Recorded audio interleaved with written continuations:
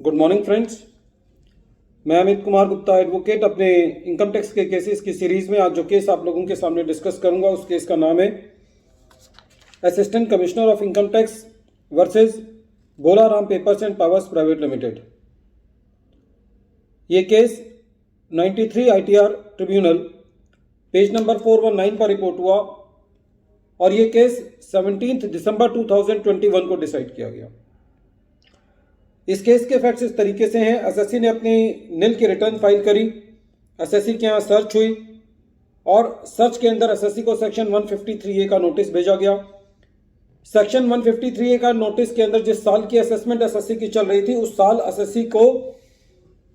Share capital और share premium जो है वो रिसीव हुआ था 11 पार्टीज से और during the assessment proceedings SSC ने उन 11 की 11 जो सब्सक्राइबर टू द शेयर्स थे उन सबके जितने भी केवाईसी थे, चाहे वो आइडेंटिटी को प्रूव करने के लिए है, चाहे वो क्रेडिट वर्थिनेस को प्रूव करने के लिए या जेन्युइननेस को प्रूव करने के लिए, वो सारी की सारी डिटेल्स जो है वो असेसिंग ऑफिसर को दी और असेसिंग ऑफिसर साहब ने ये पाया कि वो डॉक्यूमेंट्स ठीक हैं और एसएससी का सेक्शन 153A सबसेक्शन 143 सबसेक्शन 3 के अंदर असेसमेंट किया उन सबको जेन्युइन मानते हुए। बाद में 4 साल बीत जाने के बाद एसएससी को सेक्शन 148 का नोटिस उन्हीं सालों के लिए आया जिन 11 पार्टीज के अंदर पहले सारे डॉक्यूमेंट्स एसएससी फाइल कर चुका था। ये कहा गया कि इन 2 पार्टीज से जो ट्रांजैक्शंस हैं वो जेन्युइन नहीं है और इसीलिए आपका सेक्शन 148 के अंदर अब केस जो है वो रीओपन किया जाता है। केस रीओपन किया गया, एसएससी ने डॉक्यूमेंट्स फाइल किए, बताया कि साहब मैं पहले 153A में असेसमेंट करा चुका हूं। तब ज्वाइंट कमिश्नर साहब का अप्रूवल लिया जाता है मेरी असेसमेंट करने के लिए और अब 148 का नोटिस इशू करने के लिए भी जॉइंट कमिश्नर साहब से अप्रूवल लिया गया है। तो जब पहले मेरी बात को जेन्युइन मान लिया गया है तो अब मेरा ये सेक्शन 148 के अंदर नोटिस नहीं होना चाहिए क्योंकि मेरा सेक्शन 153A के अंदर ये चीज पहले असेस हो चुकी है। लेकिन एओ साहब ने नहीं माना। एओ साहब ने 2 करोड़ रुपए की एडिशन जो है उन 2 पार्टीज को लेकर के कर दिया। एसएससी सीआईटी अपील साहब के पास गया, सारी कहानी समझाने के बाद सीआईटी अपील साहब को भी एसएससी कन्विंस नहीं कर पाया कि साहब ये मेरा सेक्शन 153A के अंदर पहले असेसमेंट हो चुका है, मैं सारी डॉक्यूमेंटेशन दे चुका हूं और फिर भी जो है मेरा असेसमेंट हो गया है। बहरहाल एसएससी को आईटीएटी के पास जाना पड़ा और आईटीएटी ने ये कहा कि एसएससी सेक्शन 153A में असेसमेंट करा के लाया। तब ज्वाइंट कमिश्नर ने परमिशन दिया, अप्रूवल दिया सेक्शन 153D के अंदर और वो पार्टीज जो है वो उस वक्त भी उन शेयर सब्सक्राइबर्स में इंक्लूड थी और उन्हीं पार्टीज के बेसिस पर अब आपने इसको सेक्शन 148 का नोटिस दे दिया गया और ज्वाइंट कमिश्नर की फिर परमिशन दे दी गई। तो ये इस बात का कंक्लूसिव प्रूव है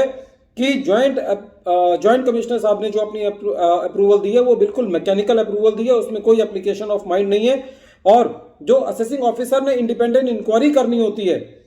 केस को रीओपन करने से पहले, रीजन टू बिलीव बनाने होते हैं, उनका भी कोई आधार नहीं है क्योंकि यदि असेसिंग ऑफिसर ने पुरानी फाइल देखी होती तो उसके अंदर सारे डॉक्यूमेंट्स ऑलरेडी लगे हुए थे, उसके ऊपर ड्यू डेलिब्रेशन हो चुका था, असेसिंग ऑफिसर भी अपनी बात कह चुका था और ज्वाइंट कमिश्नर साहब भी उसमें अप्रूवल दे चुके थे। तो फ्रेंड्स, ऐसे केसेस के अंदर जहां पे क्लियर कट डिपार्टमेंट जो है वो पूरी वर्किंग कर चुका है, एसएससी अपने सारे डॉक्यूमेंटेशन दे चुका है, तो चेंज ऑफ ओपिनियन जो है या एक दोबारा सेकेंड इनिंग्स खेलने का मौका किसी भी हालत में डिपार्टमेंट को नहीं दिया जाना चाहिए क्योंकि एक जनरल कंसेप्ट है कि the concept of assessment is governed by the time barring rule and an SSC acquires a right as to the finality of the proceedings.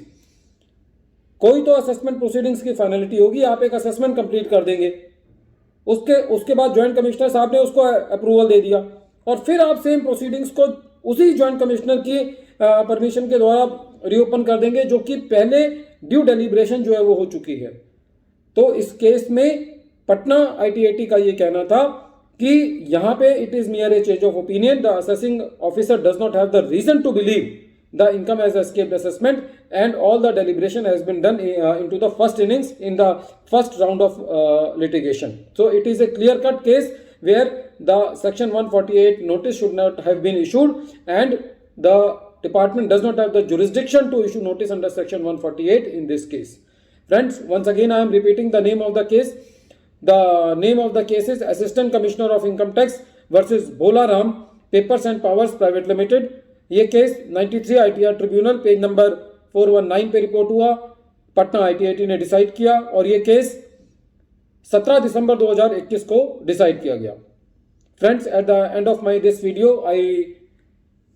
want to say that if you like my channel, then please subscribe my channel and press the bell icon so that you may get the future notifications on my coming videos. And if you have any suggestion for the improvement